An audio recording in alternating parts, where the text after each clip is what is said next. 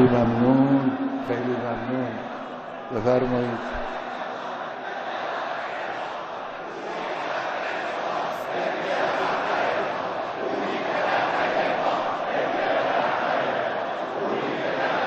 بفرمایید بفرمایید بفرمایید بفرمایید بفرمایید بفرمایید بفرمایید.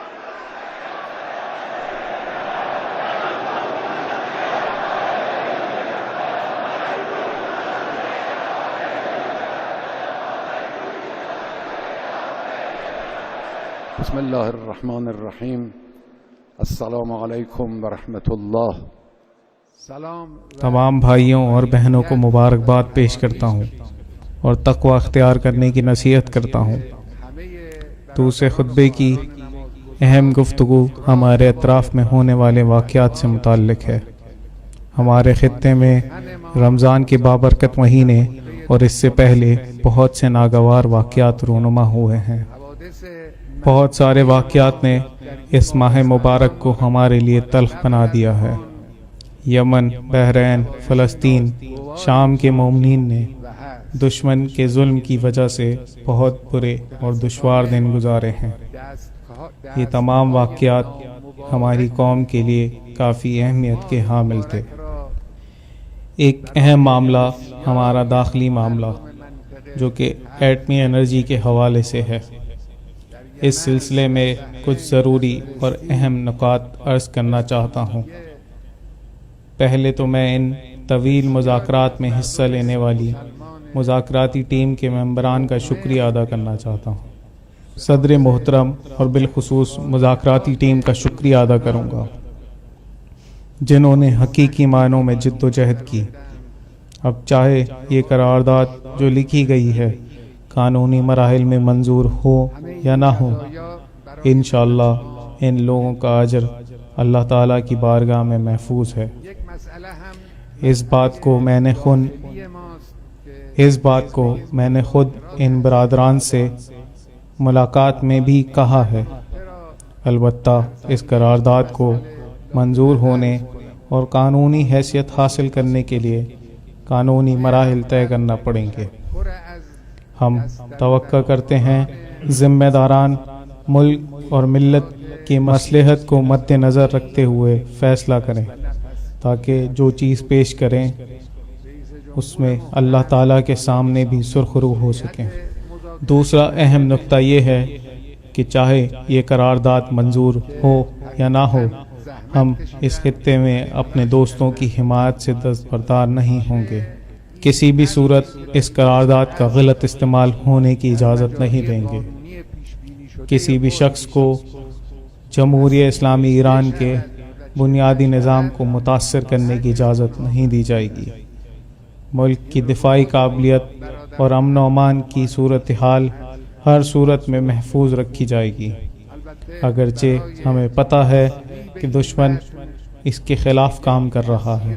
اسلامی جمہوریہ ایران کی دفاعی قابلیت کو محفوظ کرنے کے لیے اور امن و امان کو محفوظ کرنے کے لیے، خصوصاً اس دھمکی اور خوف کی فضا میں جو دشمن نے بنا رکھی ہے، کبھی دشمن کی توقعات کے آگے تسلیم نہیں ہوں گے. فلسطین کے مظلوم عوام، بحرین کے مظلوم عوام، شام کی حکومت اور عوام، عراق کی حکومت اور عوام، بحرین کے مظلوم عوام، لبنان و فلسطین کے سچے مجاہدین، یہ سب ہماری حمایت میں رہیں گے. ان مذاکرات کے ہوتے ہوئے اور اس قرارداد کی موجودگی میں ہر صورت ہم امریکہ کی مستقبر حکومت کے مقابلے میں جیسا کہ ہم نے بارہا کہا ہے ویسے ہی رہیں گے. ہم دنیا میں ہونے والے مختلف واقعات کے حوالے سے امریکہ سے مذاکرات نہیں کریں گے. دو طرفہ مسائل کے امور میں کوئی مذاکرات نہیں ہوں گے، لیکن کچھ مواقع غیر معمولی مسائل ہیں جس میں مصلحت کے تحت، جیسے کہ ایٹمی توانائی کے حوالے سے ہم نے مذاکرات کیے ہیں. صرف یہ مسئلہ نہیں، دیگر اور بھی مسائل ہیں جن کا تذکرہ میں نے عوامی اجتماعات میں بھی کیا ہے. خطے میں امریکہ اور ایران کی سیاست 180 ڈگری کے زاویے پر ہے. امریکی حزب اللہ کو دہشت گرد قرار دیتے ہیں، اس سے بڑھ کر کوئی اور ناانصافی نہیں ہو سکتی۔ ہم کس طرح حزب اللہ کے سچے مجاہدین جنہوں نے اپنی جانیں قربان کری اور اپنے ملک کا دفاع کیا، کس طرح صہیونی ظالم حکومت جو بچوں کو قتل کرتی ہے، کیسے ان لوگوں سے مذاکرات کیے جا سکتے ہیں، کس طرح گفتگو کر سکتے ہیں، اور دیگر دوسرے بھی مسائل ہیں جن کا تذکرہ کسی اور موقع پر کروں گا۔ دوسری اہم بات یہ ہے کہ امریکہ کی طرف سے کیے جانے والے بلند و بانگ دعووں کے متعلق ہے۔ مذاکرات کے ختم ہونے کے بعد چند دنوں سے امریکی رجس پڑھ رہے ہیں، ہر کوئی ایک الگ زبان میں رجس پڑھ رہا ہے، لیکن ہمیں امریکی حکومت کے ان بیانات کے حوالے سے کوئی اعتراض نہیں ہے، کیونکہ وہ لوگ اپنے ملک کی اندرونی سیاست کی وجہ سے مجبور ہیں۔ وہ یہ بھی کہتے ہیں کہ ہم نے ایرانی حکومت کو مذاکرات کی میز پر بیٹھنے کے لیے مجبور کیا، ہم نے ایران کو تسلیم کیا، ہم نے ایران کو ایٹمی ہتھیار بنانے سے روکا، ہم نے فلاں کام میں ایران کو روکا۔ اصل بات کچھ اور ہے۔ کہتے ہیں ہم نے ایران کو ایٹمی ہتھیار بنانے سے روکا۔ ایٹمی ہتھیار کا معاملہ امریکہ اور غیر امریکہ کے حوالے سے نہیں، حتیٰ بعض اوقات انہوں نے ایٹمی ہتھیار کی حرمت کے حوالے سے فتوے کا بھی تذکرہ کیا ہے۔ ہم نے قرآن اور شریعت اسلامی کے حکم کی وجہ سے ایٹمی ہتھیار بنانے، اس کو محفوظ رکھنے اور اس کو استعمال کرنے کو حرام سمجھا ہے، اور اس سلسلے میں کوئی بھی اقدام نہیں کرتے۔ اس بات کا ان سے کوئی تعلق نہیں، اور اس مذاکرات سے بھی کوئی تعلق نہیں۔ یہ لوگ خود بھی جانتے ہیں اور ان لوگوں کو پتہ ہے، یہ سچائی ہے۔ ان کو یہ بھی پتہ ہے کہ ایٹمی ہتھیار بنانے کی راہ میں رکاوٹ ان کی دھمکیاں نہیں، بلکہ ایک شرعی حکم اصل رکاوٹ ہے۔ اس فتوے کی اہمیت کو بھی سمجھتے ہیں، پھر بھی کہتے ہیں کہ ہم نے رکاوٹ ایجاد کر دی۔ اپنی عوام کو جھوٹ بولتے ہیں، سچ نہیں بتاتے۔ وہ لوگ ایٹمی مسائل کے حوالے سے کہتے ہیں کہ ہم نے ایران کو گھٹنے ٹیکنے پر مجبور کیا۔ خواب میں بھی یہ ایرانیوں کو گھٹنے ٹیکنے پر مجبور نہیں کر سکتے۔ انقلاب اسلامی کی ابتدا سے 5 امریکی صدور اس آرزو کے ساتھ کہ ایران کو گھٹنے ٹیکنے پر مجبور کریں گے، یا تو مر گئے یا تاریخ میں گم ہو گئے۔ تم بھی انہی کی طرح اس خواب کو پورا نہ کر پاؤ گے کہ ایران تمہارے سامنے تسلیم ہو جائے۔ ایک اہم نقطہ جو امریکی صدر کے بیانات میں تھا وہ یہ تھا کہ اس نے گزشتہ ادوار میں ہونے والی غلطیوں کا اعتراف کیا، البتہ اس نے آٹے میں نمک کے برابر معاملات کا تذکرہ کیا۔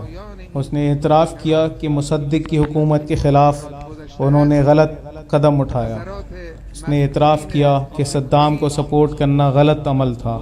2-3 اور معاملات کا تذکرہ کیا اور 10 معاملات کا تذکرہ ہی نہیں کرا۔ پہلوی کی 25 سالہ حکومت کا تذکرہ نہیں کیا، شکنجوں، قتل و غارت گری کا تذکرہ نہیں کیا، ایرانی قوم کی بے عزتی کرنا، ایران کے داخلی اور خارجی حقوق کو پامال کرنا اور صہیونیوں کے تسلط کا تذکرہ نہیں کیا، مسافر بردار جہاز کا تباہ کرنا جو انہوں نے بحری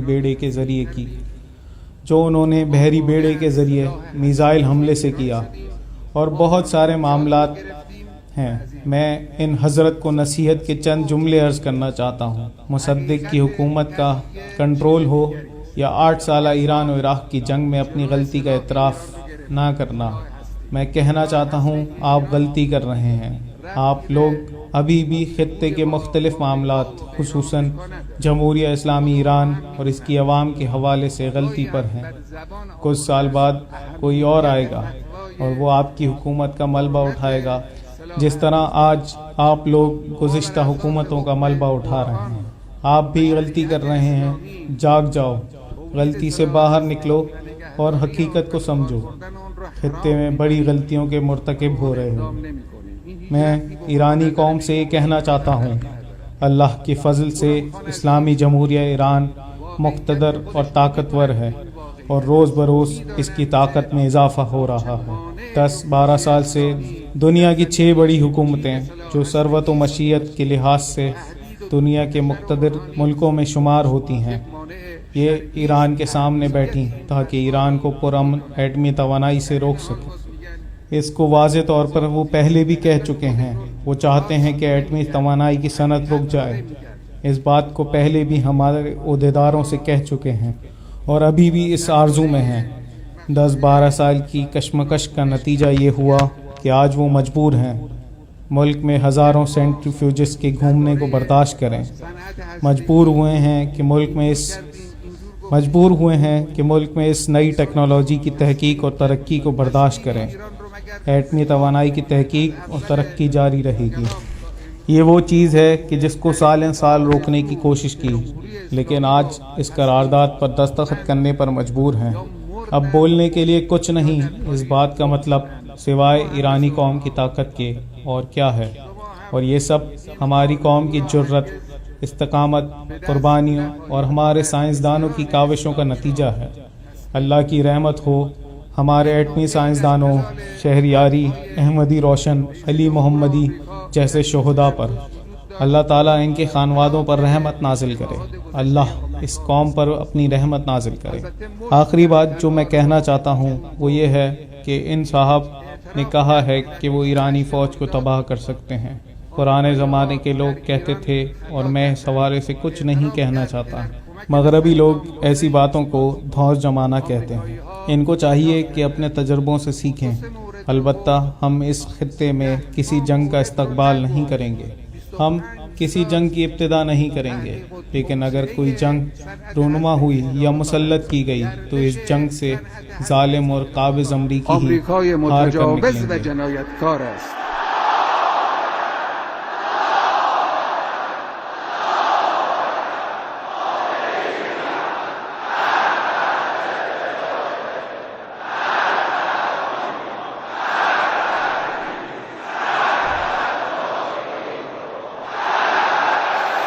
بسم الله الرحمن الرحيم. إذا جاء نصر الله والفتح ورأيت الناس يدخلون في دين الله أفواجا فسبح بحمد ربك واستغفره إنه كان توابا. والسلام عليكم ورحمة الله وبركاته.